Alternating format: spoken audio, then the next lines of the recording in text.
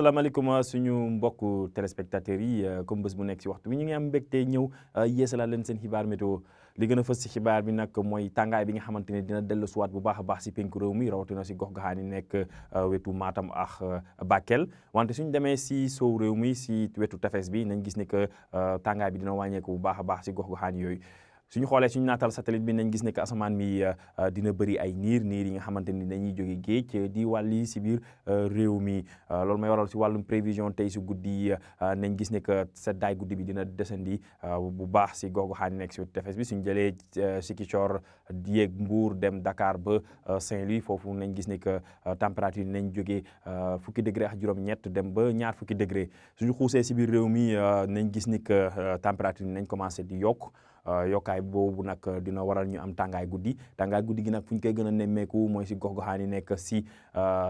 penku réew mi diggante Kédougou Tambacounda Bakel dem ba Matam foofu nañ fa nemmeeku tàngaay guddi bu baax rawatina si Bakel foofu ñu fay xaarandi fanweeri degré ak benn suñu demee suba si ngoon si nañ gis ni que asamaan bi dina bëri ay niir wante niir yooyu nag du ñu teree naaj bi génn bu baax rawatina si gox goxaan yi nekk si bët gànnaar réew mi wante li gën a fës si naatal bi mooy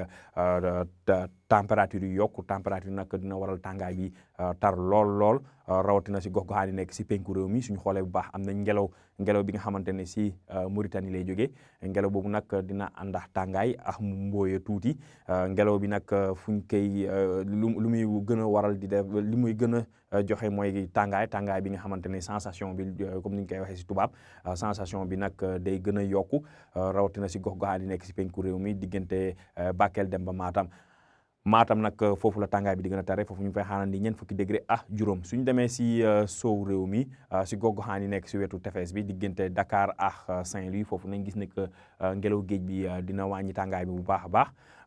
Dakar nag ñu ngi fay xaarandi ñaar fukki degré ak ñeent ñaar fukki degré ak juróom-ñaar ñu ngi koy xaarandi si gox goxaan yi nekk biir Ndar kon mbokk yi si tënk tàngaay bi dina dellu siwaat bu baax a baax si biir réew mi tàngaay bi nag fu ñu koy gën a nemmeeku mooy si penku réew mi wante suñu demee si tefes bi nañ gis ni que ngelaw géej bi dina wàññi tàngaay bi bu baax a baax guddi si nag ñu ngi xaarandi tuuti seddaay rawatina si gox goxaan yi nekk bi diggante Thiès ak Ndar foofu température bi dina wàcc ba fukki degré ak juróom-ñett kon mbokk yi lii la ñu amoon si xibaar ñu leen dox di daje ba suba.